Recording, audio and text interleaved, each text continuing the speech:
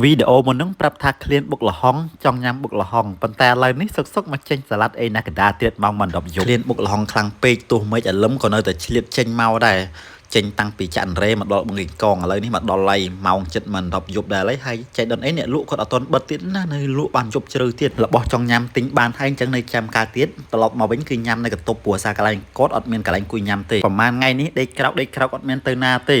ខែបុនខែទឿនកែភ្ជុំអីគេទៅដល់ផ្ទះអស់ហើយតែខ្ញុំនៅវិញនៅពេញនឹងដេកក្រោកហើមដូចជ្រូកឯងឆ្លៀតមកញ៉ាំបុកលហុងបណ្ដាហ្នឹងមើលរឿងបណ្ដារឿងនេះមើលចិត្ត3លានដងឯងមើលរហូតតាំងពីវគ្គ1វគ្គ2មើលដែលឈប់ទេនិយាយចំទៅរឿងហ្នឹងមើលតាំង2024ដំបូងហ្នឹងចេញវគ្គកូនផុតចេញវគ្គកូនចេញវគ្គឪផងមើលចុះមើលឡើងមើលត្រឡប់ចុះត្រឡប់ឡើងមួយថ្ងៃខ្ញុំមើល3លានដងរឿងហ្នឹងហើយមកមើលខ្ញុំញ៉ាំបុកលហុងវិញញ៉ាំតាំងពីមានអាវរហូតដល់អស់អាវលេងហើយដំបូងហ្នឹងធ្វើមានអាវមានអីណាស្អាតបាតត្រឹមត្រូវពាក់ញ៉ាំបុកលហុងអីណាតែចុងក្រោយអត់អាវដែរមើលឲ្យហើយទៅខ្ញុំញ៉ាំនៅក្នុងវីដេអូមិនខ្ញុំញ៉ាំនៅក្រៅគឺអញ្ចឹងឃ្លានបុកលហុងកដាលយកអត់ទៀតខំទៅទិញទាំងយប់តែមកដល់រសជាតិខ្ញុំថាវាអត់ត្រូវចិត្តសោះតែទោះឆ្ងាញ់ឬមិនឆ្ងាញ់ក៏ដោយមួយខ្ញុំនេះគឺញ៉ាំតទៅអស់ហ្មងអស់ពីបុកលហុងហើយក៏ឆ្លៀតមកមានសាឡាត់មួយចានទៀតហ្នឹងណាមុននឹងចេញពីកន្លែងបុកលហុងហើយក៏ឆ្លៀតចូលអ៊ីអនទៅអញ្ចឹងក៏ឃើញមានគេ discount មួយសាឡាត់ហ្នឹងក៏ឆ្លៀតទិញមកមួយចានដែរទៅពេលយប់នេះមិនដឹងจะទៅយ៉ាងណាទេព្រោះរដងខ្ញុំញ៉ាំបុកលហុងគឺកាពះខ្ញុំអត់ស្រួលទេ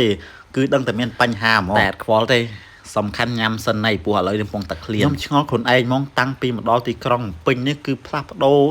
អិយាបុតគេងហ្នឹងគឺគ្រប់បែបយ៉ាងហ្មងកាលពីនៅស្រុកនៅស្រែនៅភូមិនៅអីអញ្ចឹង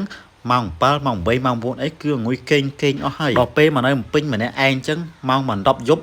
ទៅតែឃ្លានបាយឯនេះឥឡូវម៉ោង10យប់2 10យប់ហ្នឹងពងមកកាត់តវីដេអូចឹងទៅដល់ពេលជាក់ស្ដែងម៉ោងគេងម៉ោង2ម៉ោង3ចឹងទៅថ្ងៃខ្លះគេងអត់លក់ទៀតរហូតដល់ព្រឹកទៀតអញ្ចឹងជីវិតអ្នកនៅពេញបរាជ័យគ្រប់យ៉ាងហ្មងបរាជ័យទាំងរឿងស្នេហាបរាជ័យទាំងរឿងគេងនឹងទៀតខ្ញុំជោគជ័យបានតែរឿងមួយយ៉ាងនេះស្រកពី65គីឡូដល់58គីឡូមានអារម្មណ៍ថាសប្បាយចិត្តខ្លាំងមែនទែនព្រោះសាងកាលនៅ65គីឡូនោះគឺកំមាប់ខ្លាំងមែនទែនមុខឲ្យឡើងប៉ោងក្បាលពោះវិញឡើងធំ